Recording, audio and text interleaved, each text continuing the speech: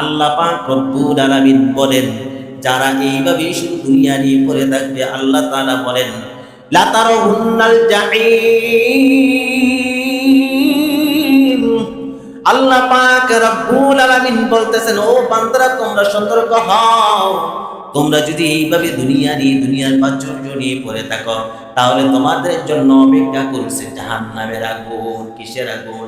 তোমাদের জন্য অপেক্ষা করছে জাহান্নামের আগুন। শুধু তাই নয়, আল্লাহ পাক রব্বুল আলামিন বলেন সুম্মা লাতারাউন্নাহা আইনাল ইয়াকিন।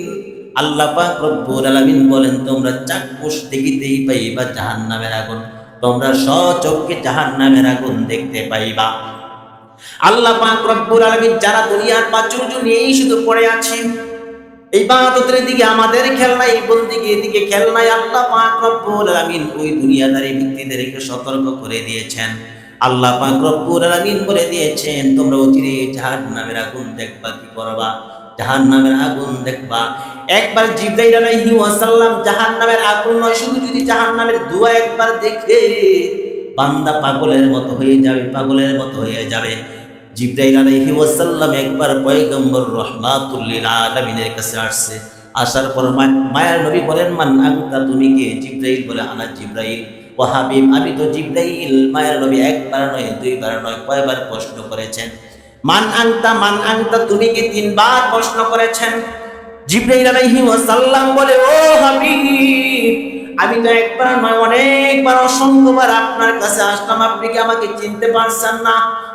মায়ার নবী বলেন, ও জিবরাইল, আমি আপনাকে অনেকবার দেখেছি, কিন্তু আপনার চেহারার আকৃতি আজকে কেমন জানি আমার চিনতে কষ্ট হচ্ছে। এবার জিবরাইল আলাইহিস সালাম জানায়া দেন, ও হাবিব, অন্যান্য সময় যখন আপনার কাছে আসি, জাহান্নামের হাজার হাজার মাইল দূরে গিয়ে আপনার কাছে আসি, আজকে জাহান্নাম থেকে 500 বছরের দূরত্ব দিয়ে আমি আসছি আপনার কাছে, যার কারণে জাহান্নামের কিছু ধোঁয়া আমার চেহারার মধ্যে লেগে যায়, যার কারণে আমার চেহারার আকৃতি এমন হয়ে যায়। দুনিয়ার মুসলমান, আল্লাহর গোলাম,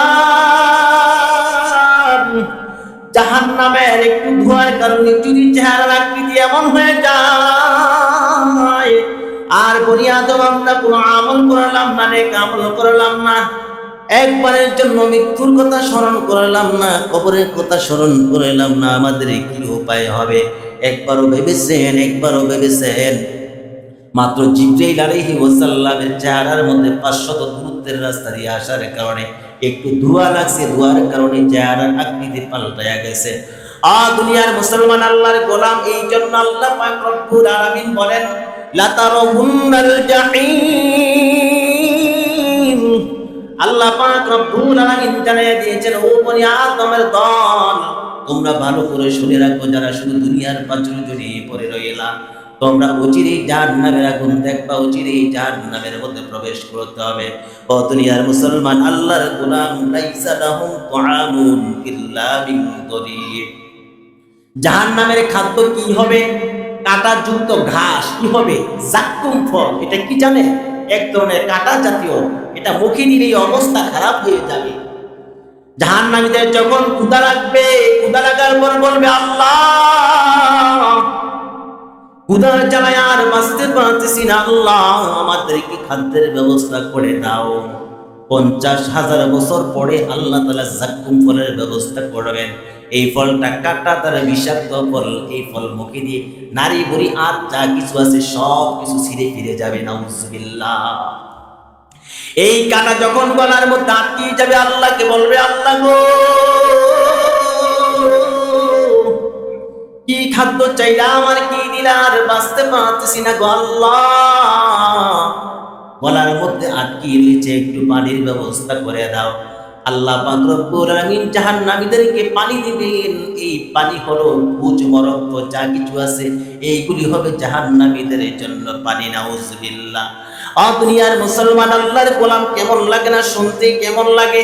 আজকে যদি দুনিয়ার মধ্যে নাফরমানি করিয়া, নাফরমান হইয়া, আমল না করিয়া মারা যায়, আর যদি মরার পরে এই জাক্কুম ফল দেয়, আল্লাহ না করুক, আমাদের কি দশা হবে? আমাদের কি উপায় হবে? আর যদি পানি স্বরূপে পুজ দেওয়া হয়, মরক্ক দেওয়া হয়, তখন কেমন না লাগবে? মনটা লাগবে। ও দুনিয়ার মুসলমান আল্লাহর গোলাম, খাই লা জিদ্দা লাহু ওয়া লা নিদ্দা লাহু ওয়া লা মিসলা লাহু। ونشهد أن سيدنا وسندنا وحبيبنا وطبيب قلوبنا ومولانا محمدا عبده ورسوله صلى الله تعالى عليه وعلى آله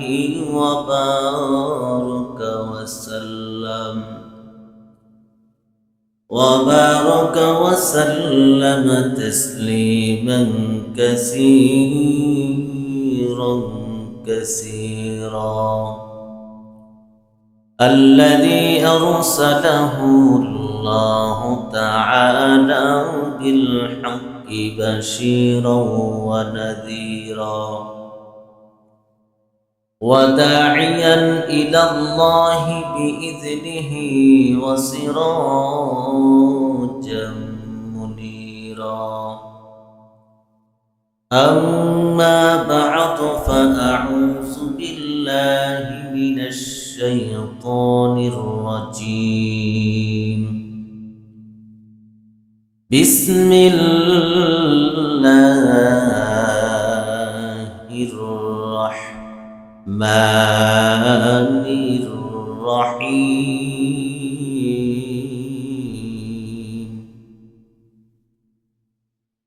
ألهاكم التكاثر حتى زرتم المقابر كلا سوف تعلمون ثم كلا سوف تعلمون.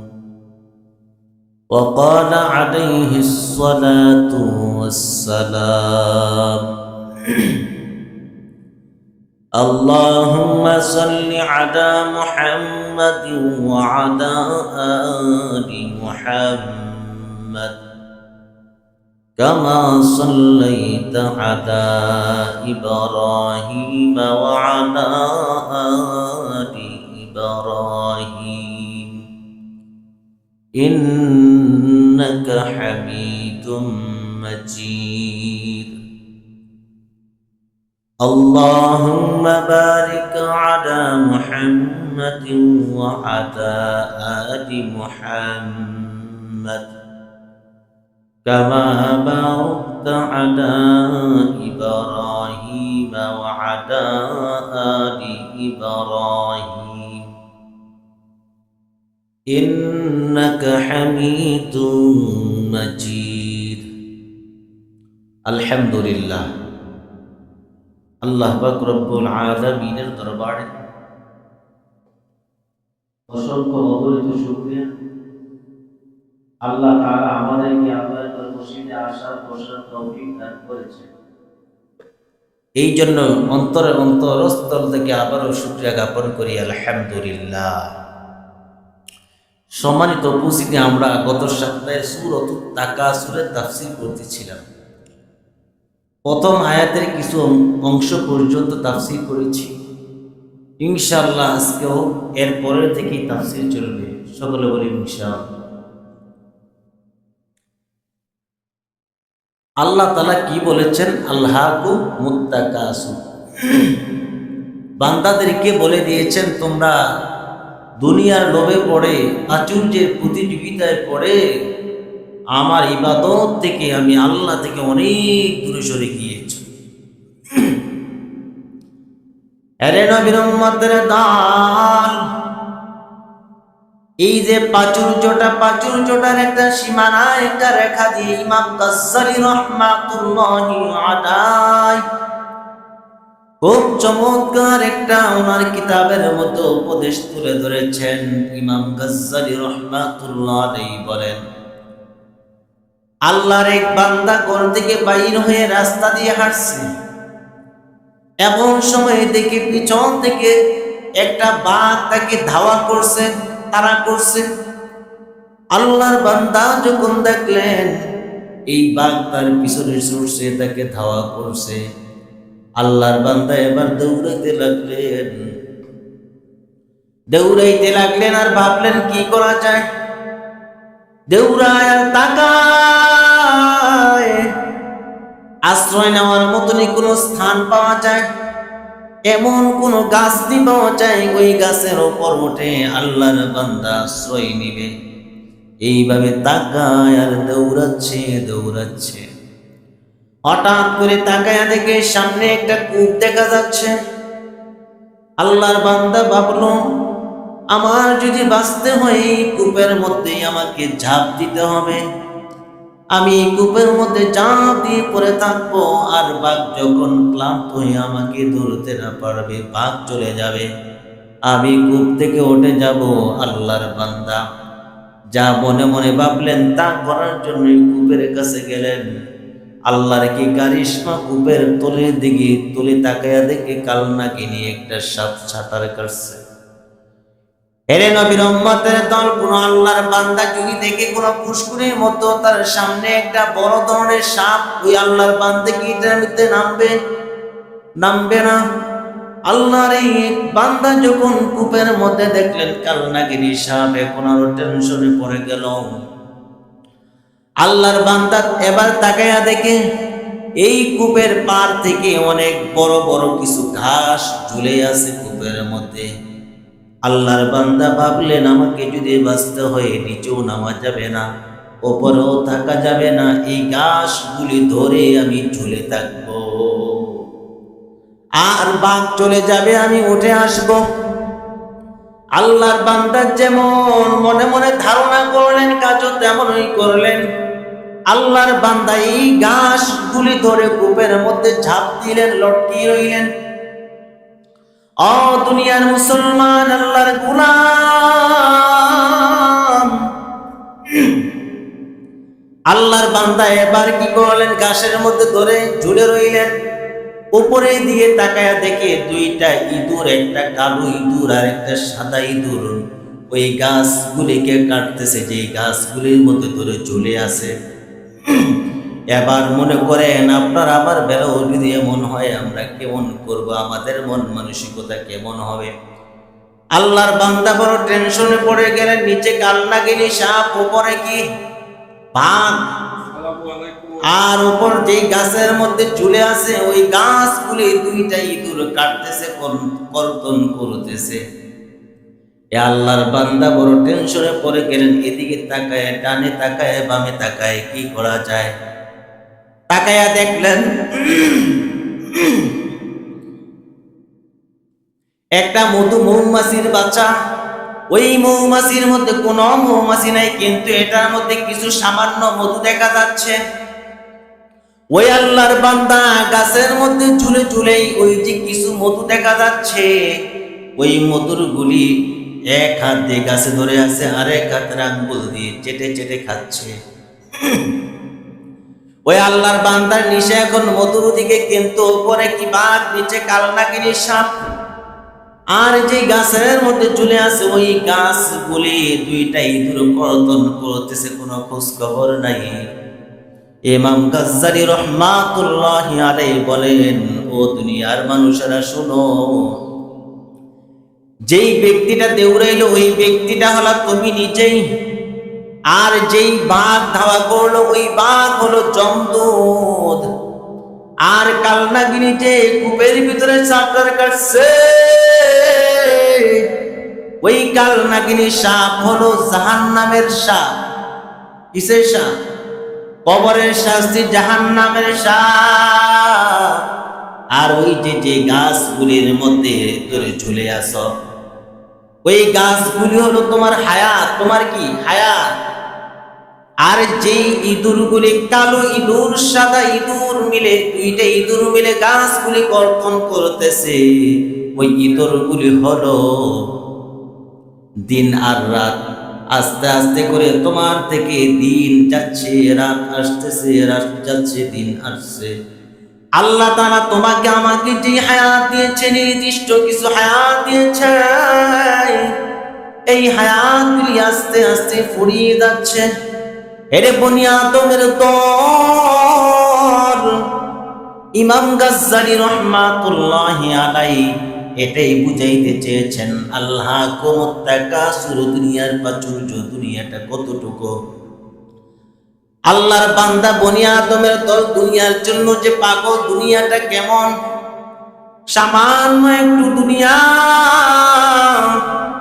এই দুনিয়ার লোভে পড়ে আমরা ছেলে সন্তান, স্ত্রী, পুত্র পরিজনের মায়া মহাব্বতে পড়িয়া দেখা গেল আমার পিছনে আজরাইল আমাকে ধাওয়া করছে, আমার জন্য কবরের আযাব অপেক্ষা করছে, আমার হায়াতগুলি আস্তে আস্তে ফুরিয়ে যাচ্ছে। কিন্তু আমরা দুনিয়ার সামান্য একটু মধুর লোভে পড়িয়া এই সবগুলি ভুলে গেলাম, ঠিক কিনা? এরে দুনিয়ার মুসলমান, আল্লাহর গোলাম, এই দুনিয়ার প্রাচুর্যে পড়িয়া, দুনিয়ার লোভে পড়িয়া বান্দা আমল আখলাক যা কিছু আছে সব কিছু ভুলে গেল। ইমাম গাজ্জালী রহমাতুল্লাহি আলাইহি উদাহরণস্বরূপ এটাই বুঝাইতে চেয়েছেন। সামান্য একটু দুনিয়ার জন্য মহাব্বতে পড়িয়া, দুনিয়ার মহাব্বতে পড়িয়া, দুনিয়ার ভালোবাসায় পড়িয়া বান্দা পরকালের কথা ভুলিয়া গিয়েছে। এই জন্য মুসলমান, এই সামান্য দুনিয়ার জন্য যদি আমরা পরকালকে ভুলে যাই তাহলে চলবে না। আল্লাহ পাক রব্বুল আলামিন বলেন, আল্লাহকুমুত তাকাসুর, প্রাচুর্যের প্রতিযোগিতায় পড়ে তোমরা আমার ইবাদত থেকে দূরে সরে রয়েছ। আল্লাহ তাআলা বলেন, এই প্রাচুর্যের প্রতিযোগিতা তোমাদের বন্ধ হবে না কতক্ষণ পর্যন্ত জানো? আল্লাহ বলেন, হাত্তা যুরতুমুল মাকাবির, যতক্ষণ পর্যন্ত তোমরা কবরে না যাইবা ততক্ষণ পর্যন্ত তোমাদের এই প্রতিযোগিতাও বন্ধ হবে না। আল্লাহ তাআলা নিজেই জানিয়ে দিয়েছেন, ও বনি আদমের দল, কবরে যাওয়ার আগ পর্যন্ত তোমাদের এই প্রতিযোগিতা বন্ধ হবে না। আমরা তাই দেখতে পাই একজন মানুষ কোটি কোটি টাকার মালিক, কোটি টাকার মালিক হলো, আর কোটি টাকার মালিক কিভাবে হওয়া যায় সেই দান্দায় থাকে, ঠিক কিনা? ওই আল্লাহর বান্দা ওই কবরের দিকে তাকাইয়া দেখো, কত কোটি কোটি টাকার মালিক গুরুস্থানের মধ্যে শুয়ে আছে। যতক্ষণ পর্যন্ত বান্দা কবরে না যাইবা ততক্ষণ পর্যন্ত টাকার লোভ, দুনিয়ার লোভ, অর্থ সম্পদের লোভ, ছেলে সন্তানের লোভ, মায়া, এই সমস্ত মহাব্বত দুনিয়ার বন্ধ হবে না, ঠিক কিনা? তাহলে আল্লাহ তাআলা বলেছেন, হাত্তা যুরতুমুল মাকাবির, কবরে যাওয়ার আগ পর্যন্ত আমাদের এই প্রতিযোগিতা চলতেই থাকবে। এর নবীর উম্মতের দল, আমার জানতে চাওয়া মন, আমরা যখন কবরে যাব, পাড়া প্রতিবেশী, আত্মীয় স্বজন যখন আমাদেরকে কবরের মধ্যে শোয়াই দিয়ে আসবে, আল্লাহ তাআলা কি সর্বপ্রথম প্রশ্ন করবে, বান্দা দুনিয়ার মধ্যে তুমি কত তালা একটা বিল্ডিং আমার জন্য নির্মাণ করে আসছো? করবে? দুনিয়ার মধ্যে তোমার কত কোটি কোটি টাকার সম্পদ, আল্লাহ তাআলা প্রশ্ন করবে কিনা? কুমিল্লাতে ঢাকাতে তোমার কয়টা বাড়ি ছিল, কয়টা গাড়ি ছিল, কি পরিমাণ সম্পদ তুমি জোগাড় করে এসেছ? আল্লাহ তাআলা এই সমস্ত প্রশ্ন করবে কিনা কবরে যাওয়ার পর?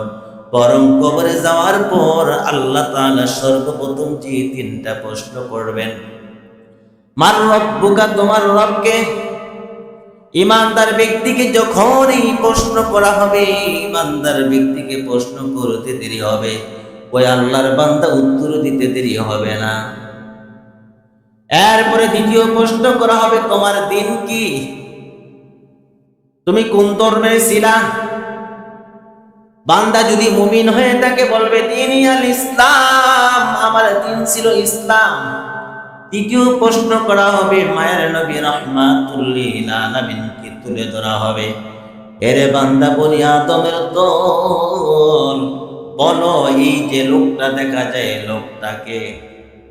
আল্লাহর বান্দা যদি ইমানদার মুমিন হয়ে থাকে তাহলে এক কথায় উত্তর দিবে, উনি হলেন মুহাম্মদ মুস্তাফা সাল্লাল্লাহু আলাইহি ওয়াসাল্লাম। তাহলে কবরে যাওয়ার পর আপনাকে আমাকে প্রশ্ন করবে না, সম্পত্তির প্রশ্ন করা হবে না, দুনিয়াতে কত কোটি টাকার মালিক ছিলাম, কেমন জায়গা জমিন ছিল, আল্লাহ তাআলা এগুলির হিসাব নিবে না, বরং হিসাব নিবে সর্বপ্রথম কি প্রশ্ন করা হবে। এই জন্য মুসলমান, মরার পরে যখন আমরা কবরে দেই, এই কবর হলো প্রথম ঘাঁটি। কি প্রথম ঘাঁটি? এটাই হলো প্রথম ঘাঁটি। আপনি যখন এক দেশ থেকে অন্য দেশে যাবেন, যাওয়ার চেক পোস্ট একটা থাকে, আপনি যখন যাবেন আপনাকে চেক করা হয়, আপনাকে প্রশ্ন করা হয় কোন দেশে যাবেন, আপনার পাসপোর্ট ভিসা যা কিছু আছে এগুলি চেক করা হয় কিনা। যদি আপনার সব কিছু ঠিক থাকে তাহলে আপনাকে সম্মানের সাথে একটা রুমের মধ্যে বসে আপ্যায়ন করা হয়, চা নাস্তা যা কিছু আছে সব কিছু আপনাকে আপ্যায়ন করা হয়, মেহমানদারির ব্যবস্থা করা হয়। আর যদি আপনার পাসপোর্ট ভিসা বিভিন্ন কাগজপত্র যদি ভেজাল হয়, আপনাকে অন্য দেশে যাওয়ার জন্য অনুমতি দিবে কিনা? না বান্দা, না, আপনাকে অন্য দেশে যাওয়ার পারমিশন অনুমতি দেওয়া হবে না। এর নবীর উম্মতের দল যখন ওই চেকপোস্টের মধ্যে আটকিয়ে যাবেন, আপনাকে কিন্তু আর দেওয়া হবে না, আটকিয়ে ফেলা হবে। কবরটা হলো প্রথম চেকপোস্ট। বান্দা যদি সব কিছু উত্তর সুন্দরভাবে দিতে পারে তাহলে আল্লাহ পাক রব্বুল আলামিন এই জায়গা থেকে তার জন্য জান্নাতের পথ রাস্তা ক্লিয়ার করে দেওয়া হবে। সুবহানাল্লাহ। আর যদি বান্দা কবরের মধ্যে আটকে পড়ে যায় তাহলে বান্দার জন্য এখান থেকে লাঞ্ছনা বাঞ্ছনা শুরু হয়ে যাবে। এজন্য মুসলমান, কবরের প্রস্তুতি নাও, কবরের প্রস্তুতি নাও।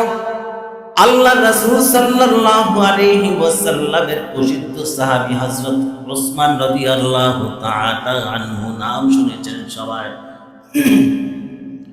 ওনাকে জাহান্নামের কথা বলা হলে আর অন্য কিছুর জন্য এত ক্রন্দন করতেন না। যখন কবরের পাশ দিয়ে উনি যাইতেন, উনি এমন ভাবে হাউমাউ করে চিৎকার করতেন, প্রশ্ন করা হলো, ও আল্লাহর বান্দা, আপনি জাহান্নামের কথা শুনলো এইভাবে ক্রন্দন করেন না, কান্নাকাটি করেন না, কিন্তু যখনই কবরের পাশে যান, কবরের কাছ দিয়ে অতিক্রম করেন, এইভাবে হাউমাউ করে কান্নাকাটি কেন করেন?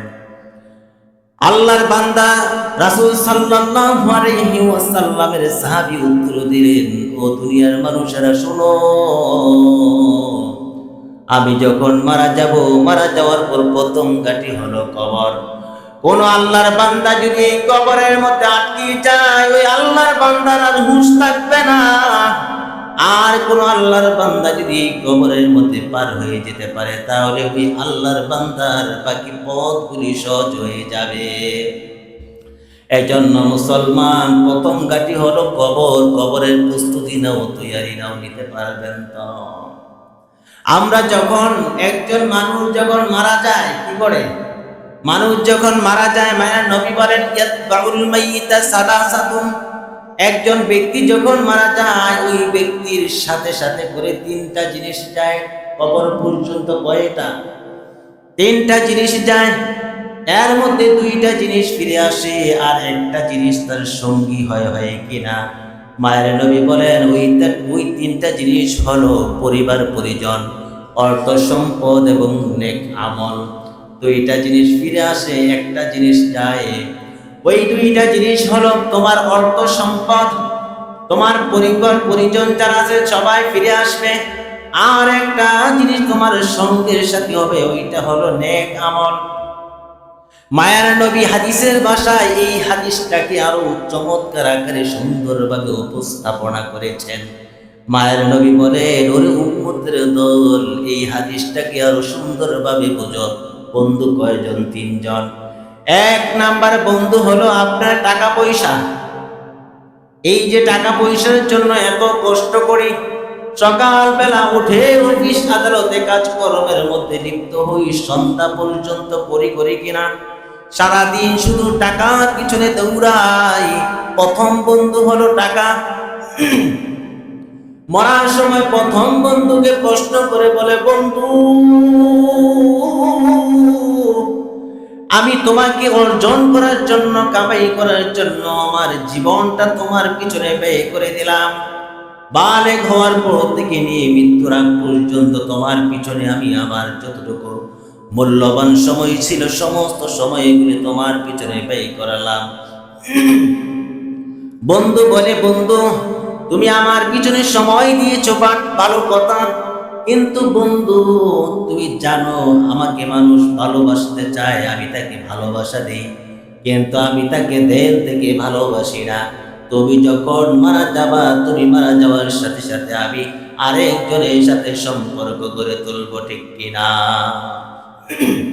এরে নবীর উম্মতের দল, আপনি 1 কোটি টাকার মালিক আছেন, কথার কথা 1 কোটি টাকার মালিক, কিন্তু যখন আপনি মারা যাবেন এই টাকার মালিক আর আপনি থাকবেননি। আপনার এই টাকার জন্য আপনার সন্তান, ছেলে মেয়ে যারা আছে সবাই ভাগাভাগি শুরু করবে, এমনকি ভাগ করতে গিয়ে পরিবারের মধ্যে আপনার সন্তানদের মধ্যে হানাহানি মারামারিও হতে পারে কিনা? বাংলার জমিনে বাবার অর্থ সম্পদ ভাগ করতে গিয়ে মনে হয় মারামারি হানাহানি হয় না? এ দুনিয়ার মুসলমান আল্লাহর গোলাম, এই আপনার এই 1 কোটি টাকা যখন আপনি মারা যাবেন, আপনার এই বন্ধু আরেকজনের কাছে চলে যাবে। প্রথম নাম্বার বন্ধু টাকা বলে, ওরে বন্ধু, তুমি আমাকে উপার্জন করার জন্য তোমার জীবনটা বিলিয়ে দিয়েছ, আমি কাউকে ভালোবাসা দেই না, ভালোবাসার দেওয়ার লোভ দেখাই। তুমি যখন মারা যাবা আমি আরেকজনের সাথে সম্পর্ক করে নেব, কি করব? আমি আরেকজনের সাথে সম্পর্ক করে নেব। এই হলো প্রথম নাম্বার বন্ধু। দ্বিতীয় নাম্বার বন্ধু হলো আপনার পরিবার পরিজন, ছেলে সন্তান, পাড়া প্রতিবেশী যারা আছে তাদেরকে বললেন, বলে কলিজার টুকরা সন্তান, তোমাকে এত মায়া করি, এত কষ্ট করে লালন পালন করালাম, ছোট থেকে বড় করালাম, এত জায়গা জমি অর্থ সম্পদ দিলাম, বলেও কলিজার টুকরা সন্তান, আমি যখন মারা যাব, মারা যাওয়ার পর আমাকে যেই কবরের মধ্যে শোয়াইবা, তুমিও আমার সাথে ওই কবরের মধ্যে শুইবা, রাজি হবিনি? কথা মনে বুঝছেন না? কোন ছেলে সন্তান বা স্ত্রী বলেন বা স্ত্রীর স্বামী বলেন, কেউ রাজি হবেনি। মা বাবা বলেন, স্ত্রী বলেন, স্বামী বলেন, কেউ রাজি হবে না লোকের সঙ্গের সাথে হইতে। মায়ের নবী বলেন, এই বন্ধু বলবে, 2 নাম্বার বন্ধু বলবে, ও বাবা, এত কষ্ট করে টাকা পয়সা উপার্জন করে তুমি আমাদের জন্য রেখে যাচ্ছ, আমরা সর্বোচ্চ তোমার জন্য সুন্দরভাবে একটা কবর করব, তোমার জন্য বাঁশ কাটবো। শুধু তাই নয়, তোমার জন্য বাজার থেকে গিয়ে কাফনের কাপড় কিনে আনবো, কাফনের কাপড় আনিয়া এলাকাবাসীদেরকে খবর দিয়ে সুন্দরভাবে গোসল করাইয়া, জানাজার নামাজ পড়াইয়া তোমাকে সর্বোচ্চ কবর পর্যন্ত নিয়ে দিয়ে আসতে পারবো। এমনটাই দেখা যায়, ছেলে সন্তান মা বাবাকে যতই মায়া করুক, মহাব্বত করুক না কেন, এই মা বাবা যখন মারা যায়, ছেলে সন্তান অন্তত পক্ষে কবর পর্যন্ত মাটি দেয়, এরপরে আর যায় না, যায় কিনা? এই ছিল দ্বিতীয় বন্ধু। তৃতীয় নাম্বার বন্ধু হলো নেক আমল কি? এই তৃতীয় নাম্বার বন্ধু যখন আপনি প্রশ্ন করলেন, ওরে বন্ধু, আমি যখন মারা যাব, মারা যাওয়ার পর তুমি আমার সাথে কেমন আচরণ করবা? তৃতীয় নাম্বার বন্ধু বলে, ওরে বন্ধু, আমি তোমার কবরে যাব, শুধু তাই নয়, হাসরে, মিজানে, ফসিরাতে, সব জায়গায় আমি তোমার সঙ্গের সাথী হব। তবে বন্ধু, তোমার সাথে আমার একটা দুঃখের বিষয় আছে। কিসের বিষয়? তোমার সাথে একটা দুঃখের বিষয় আছে। বলে, কি দুঃখের? বন্ধু, তুমি আমার সাথে সম্পর্ক করো নাই, মাঝে মাঝে একটু ভালোবাসা দেখাইছ, মাঝে মধ্যে আবার ভালোবাসা ছিন্ন করেছ, মাঝে মধ্যে আমাকে আঁকড়ি ধরেছ, মাঝে মধ্যে আমাকে ত্যায্য করে দিয়েছ। বলে, মাঝে মধ্যে মনে চাইলে ফজরে নামাজ পড়েছ, মাঝে মধ্যে মনে চাইলে জোহর পড়েছ, পড়ো নাই, মাঝে মধ্যে মনে চাইলে আসর পড়ছো, মনে চাইলে পড়ো নাই, এমনটা হয়নি। এই বন্ধু বলবে, ও বন্ধু, আমি তোমার জন্য যতটুকু সম্ভব তোমার জন্য আমি তোমার সঙ্গের সাথে হইব। কবরে যাব, হাসরে যাব, মিজানে পৌঁছিরাতে যত জায়গায় যাওয়ার দরকার আমি তোমার সঙ্গের সাথে হয়ে যাইব। মায়ার নবী বলেন, ও উম্মতের দল, তোমরা জানো এই তিন শ্রেণীর বন্ধুকে। প্রথম বন্ধু হলো যেই টাকা পয়সা উপার্জন করার জন্য তুমি জীবন দিয়েছ, টাকা পয়সা, অর্থ সম্পদ। দ্বিতীয় বন্ধু হলো তোমার পরিবারের পরিজন, ছেলে সন্তান, আত্মীয় স্বজন যারা তারা। তৃতীয় বন্ধু হলো তোমার নেক আমল। এরে বনি আদমের দল, আমার জানতে চাওয়া মন, এখন বন্ধু কাকে বানাইবেন? কাকে বানাইবেন? কাকে প্রাধান্য দিবেন বন্ধু হিসাবে? কি অর্থ সম্পদকে শুধু বন্ধু বানাইলে চলবে না? নেক আমল করতে হবে, কবরের সঙ্গী বানাইতে হবে, ফুলসিরাতের সঙ্গী বানাইতে হবে, মিজানের সঙ্গী বানাইতে হবে। পারবেন কিনা? আল্লাহ পাক রব্বুল আলামিন আমাদেরকে কবরের সঙ্গী বানানোর তৌফিক দান করুক। সকলে বলি আমিন। আল্লাহ পাক রব্বুল আলামিন বলেছেন, আল্লাহুম্মুত তাকাসুর, প্রাচুর্যের প্রতিযোগিতায় পড়ে তোমরা আমার ইবাদত থেকে দূরে সরে গিয়েছ। হাত্তা যুরতুমুল মাকাবির, এরে বনি আদমের দল, তোমরা কবরে যাওয়ার পর্যন্ত এই প্রতিযোগিতা চলতেই থাকবে, বন্ধ হবে না। আল্লাহ তাআলা এর পরের আয়াতের মধ্যে বলেন, কাল্লা সাওফা তা'লামুন। আল্লাহ তাআলা জানায়া দেয়, ও বনি আদমের দল, তোমাদের যদি জ্ঞান থাকতো তাহলে তোমরা শুধু এটা নিয়ে পড়ে থাকতে না, তোমরা অচিরেই জানতে পারবে। এরপর আল্লাহ বলেন, সুম্মা কাল্লা সাওফা তা'লামুন। আল্লাহ তাআলা আরো গুরুত্বের আকারে বুঝাইতেছেন, তোমরা অচিরেই জানতে পারবা। তোমরা যে দুনিয়ার দোকানে শুধু দুনিয়া নিয়ে পড়ে আছি না, এটা অচিরেই জানতে পারবা। এরপরে আল্লাহ তাআলা বলেন, কাল্লা লাউ তা'লামুনা ইলমাল ইয়াকিন। আল্লাহ পাক রব্বুল আলামিন বলেন, তোমাদের যদি জ্ঞান থাকতো, জ্ঞান যদি থাকতো তাহলে তোমরা দুনিয়ার প্রাচুর্য নিয়ে শুধু পড়ে থাকতা না, কি করতা না? তোমাদের যদি জ্ঞান থাকতো তাহলে তোমরা শুধু দুনিয়ার প্রাচুর্য নিয়ে পড়ে থাকতা না। এই ব্যাপারে হাদিসের মধ্যে আসছে, হযরত শরীফ বিন ইব্রাহিম রাহমাতুল্লাহ আলাইহি বলেন, মানুষের চারটা কথা কাজে মিল নাই। কয়টা? চারটা কথা কাজে মিল নাই। এক নম্বরে হলো, মানুষ মুখে বলে আমরা আল্লাহর বান্দা, আল্লাহর বান্দা ও গোলাম, কিন্তু প্রকৃতপক্ষে দেখা যায় বান্দা আল্লাহর গোলামি ও বন্দেগী করে না, ঠিক কিনা? আমরা সবাই কিন্তু স্বীকার করি আমরা আল্লাহর বান্দা, আল্লাহর গোলাম, কিন্তু দেখা যায় আমরা মুখে বললাম, কাজে করবে আল্লাহর বন্দেগী ও গোলামি করি না, ঠিক কিনা? এরপরে দুই নাম্বার হলো, মানুষ মুখে বলে যে আল্লাহ রিজিক দাতা, আমাদের রিজিক দেয় কে? জোরে বলেন, আমাদের রিজিকের মালিক কে?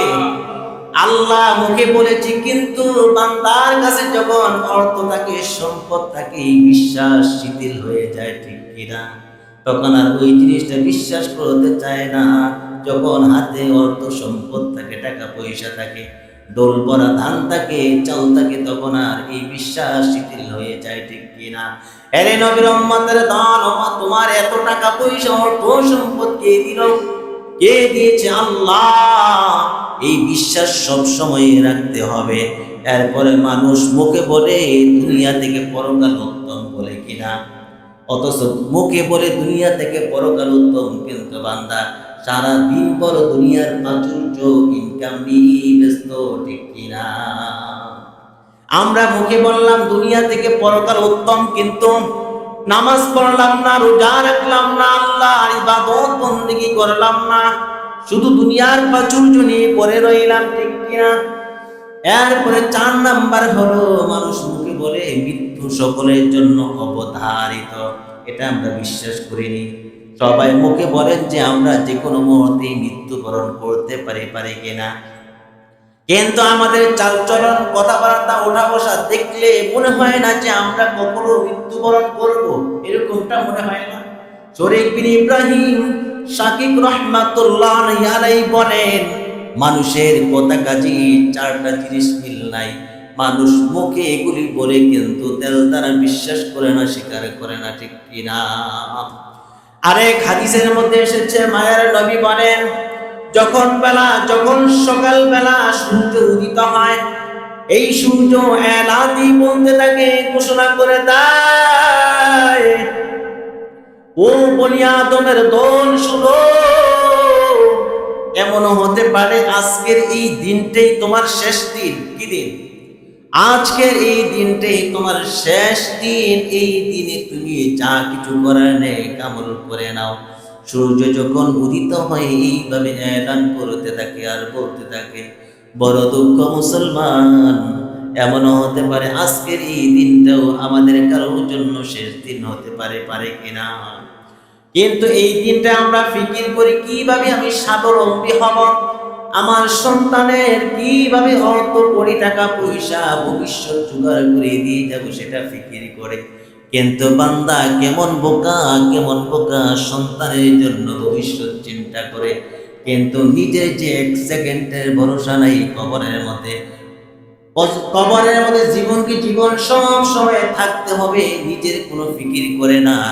এটাই সবচাইতে বড় আফসোস, আমরা সবচাইতে বড় বোকা, ঠিক কিনা? এজন্য মুসলমান যত নেক আমল করার কি করতে হবে, এই দুনিয়া থেকেই করে নিতে হবে। আল্লাহ পাক রব্বুল আলামিন সতর্ক করে জানায়া দেন। আল্লাহ পাক রব্বুল আলামিন বলেন, যারা এইভাবে শুধু দুনিয়া নিয়ে পড়ে থাকবে, আল্লাহ তাআলা বলেন, লাতারাহুন্নাল জাহিম। আল্লাহ পাক রব্বুল আলামিন বলতেছেন, ও বান্দারা তোমরা সতর্ক হও, তোমরা যদি এইভাবে দুনিয়া নিয়ে দুনিয়ার প্রাচুর্য নিয়ে পড়ে থাকো, তাহলে তোমাদের জন্য অপেক্ষা করছে জাহান্নামের আগুন। কিসের আগুন? তোমাদের জন্য অপেক্ষা করছে জাহান্নামের আগুন। শুধু তাই নয়, আল্লাহ পাক রব্বুল আলামিন বলেন, সুম্মা লাতারাউন্নাহা আইনাল ইয়াকিন। আল্লাহ পাক রব্বুল আলামিন বলেন, তোমরা চাক্ষুষ দেখিতেই পাইবা জাহান্নামের আগুন, তোমরা স্বচক্ষে জাহান্নামের আগুন দেখতে পাইবা। আল্লাহ পাক রব্বুল আলামিন যারা দুনিয়ার প্রাচুর্য নিয়েই শুধু পড়ে আছে, ইবাদতের দিকে আমাদের খেয়াল নাই, বন্দেগীর দিকে খেয়াল নাই, আল্লাহ পাক রব্বুল আলামিন ওই দুনিয়াদারি ব্যক্তিদেরকে সতর্ক করে দিয়েছেন। আল্লাহ পাক রব্বুল আলামিন বলে দিয়েছেন, তোমরা অচিরে জাহান্নামের আগুন দেখবা। কি করবা? জাহান্নামের আগুন দেখবা। একবার জিবরাইল আলাইহিস সালাম জাহান্নামের আগুন নয়, শুধু যদি জাহান্নামের ধোঁয়া একবার দেখে বান্দা পাগলের মতো হয়ে যাবে, পাগলের মতো হয়ে যাবে। জিবরাইল আলাইহিস সালাম একবার পয়গম্বর রাহমাতুল লিল আলামিনের কাছে আসছে। আসার পর মায়ার নবী বলেন, মান আনতা, তুমি কে? জিবরাইল বলে, আনা জিবরাইল। ও হাবিব, আমি তো জিবরাইল। মায়ার নবী একবার নয়, দুইবার নয়, কয়বার প্রশ্ন করেছেন, মান আনতা, মান আনতা, তুমি কি? তিনবার প্রশ্ন করেছেন। জিবরাইল আলাইহিস সালাম বলে, ও হাবিব, আমি তো একবার নয়, অনেকবার, অসংখ্যবার আপনার কাছে আসলাম, আপনি কি আমাকে চিনতে পারছেন না? মায়ার নবী বলেন, ও জিবরাইল, আমি আপনাকে অনেকবার দেখেছি, কিন্তু আপনার চেহারার আকৃতি আজকে কেমন জানি আমার চিনতে কষ্ট হচ্ছে। এবার জিবরাইল আলাইহিস সালাম জানায়া দেন, ও হাবিব, অন্যান্য সময় যখন আপনার কাছে আসি, জাহান্নামের হাজার হাজার মাইল দূর থেকে দূরে দিয়ে আপনার কাছে আসি, আজকে জাহান্নাম থেকে 500 বছরের দূরত্ব দিয়ে আমি আসছি আপনার কাছে, যার কারণে জাহান্নামের কিছু ধোঁয়া আমার চেহারার মধ্যে লেগে যায়, যার কারণে আমার চেহারার আকৃতি এমন হয়ে যায়। দুনিয়ার মুসলমান, আল্লাহর গোলাম, জাহান্নামের একটু ধোঁয়ার কারণে যদি চেহারার আকৃতি এমন হয়ে যায়, আর বনি আদম আমরা কোনো আমল করলাম না, নেক আমল করলাম না, একবারের জন্য মৃত্যুর কথা স্মরণ করলাম না, কবরের কথা স্মরণ করলাম না, আমাদের কি উপায় হবে? একবারও ভেবেছেন? একবারও ভেবেছেন? মাত্র জিবরাইল আলাইহিস সালামের চেহারার মধ্যে 500 দূরত্বের রাস্তা দিয়ে আসার কারণে একটু ধোঁয়া লাগছে, ধোঁয়ার কারণে চেহারার আকৃতি পাল্টায়া গেছে।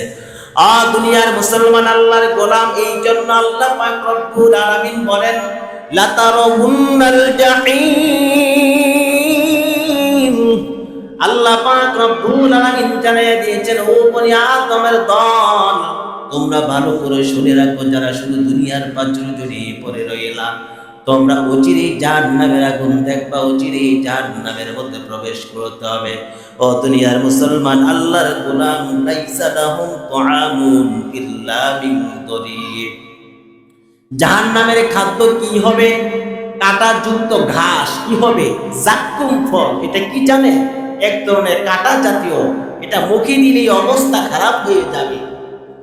জাহান্নামীদের যখন ক্ষুধা লাগবে, ক্ষুধা লাগার পর বলবে, আল্লাহ, ক্ষুধার জ্বালায় আর বাঁচতে পারতেছি না, আল্লাহ আমাদেরকে খাদ্যের ব্যবস্থা করে দাও। 50,000 বছর পরে আল্লাহ তাআলা জাক্কুম ফলের ব্যবস্থা করবেন। এই ফলটা কাটা, তার বিষাক্ত ফল। এই ফল মুখে দিয়ে নারী বুড়ি আর যা কিছু আছে সব কিছু ছিঁড়ে ফিরে যাবে। নাউজুবিল্লাহ। এই কাটা যখন গলার মধ্যে আটকে যাবে, আল্লাহকে বলবে, আল্লাহ গো, কি খাদ্য চাইলা, আমার কি দিলা, আর বাঁচতে পারতেছি না গো আল্লাহ, গলার মধ্যে আটকে রয়েছে, একটু পানির ব্যবস্থা করে দাও। আল্লাহ পাক রব্বুল আলামিন জাহান্নামীদেরকে পানি দিবেন। এই পানি হলো পুজ মরক্ত যা কিছু আছে, এইগুলি হবে জাহান্নামীদের জন্য পানি। নাউজুবিল্লাহ। দুনিয়ার মুসলমান, আল্লাহর গোলাম, কেমন লাগে না শুনতে? কেমন লাগে?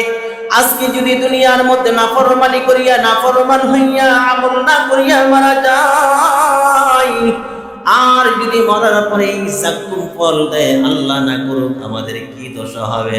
আমাদের কি উপায় হবে? আর যদি পানি স্বরূপে পুজ দেওয়া হয়, মরক্ত দেওয়া হয়, তখন কেমনটা লাগবে? কেমনটা লাগবে? ও দুনিয়ার মুসলমান, আল্লাহর গোলাম, খাইতে বসলে কত সুস্বাদু খাবার নিয়ে যখন খাইতে বসেন, খাওয়ার পরে যখন কোনো খারাপ সিনারি যদি সামনে আসে, ওই সুস্বাদু খাবারটাও পেটে যায় না। কিন্তু জাহান্নামীরা যখন জাহান্নামে যাবে, আল্লাহ পাক রব্বুল আলামিন তাদেরকে কাঁটাযুক্ত ঘাস দেওয়া হবে খাওয়ার জন্য। আল্লাহ তাআলা আমাদেরকে জাহান্নামে যাওয়া থেকে হেফাজত করুক। সকলে বলি আমিন। এই জন্য মায়ার নবী রাহমাতুল লিল আলামিন দোয়া শিক্ষা দিয়েছেন, আল্লাহুম্মা আজিরনা মিনান নার। ও বনি আদমের দল, উম্মতের দল, আল্লাহর কাছে বেশি বেশি করে দোয়া করো, আল্লাহুম্মা আজিরনা মিনান নার। আল্লাহ, আমি তোমার কাছে জাহান্নামের আগুন থেকে পানা চাই, মুক্তি চাই। বেশি বেশি করে মায়ের নবী দোয়া করতেন। আমরাও বেশি বেশি করে এই দোয়া করব, পারবো কিনা? বেশি বেশি করে দুনিয়া এবং পরকালের মঙ্গল কামনা করব। আল্লাহ তাআলা বলেন, মায়ের নবী সব সময় পড়তেন, রব্বানা আতিনা ফিদ দুনিয়া হাসানাতাও ওয়া ফিল আখিরাতি হাসানা ওয়া কিনা আযাবান নার।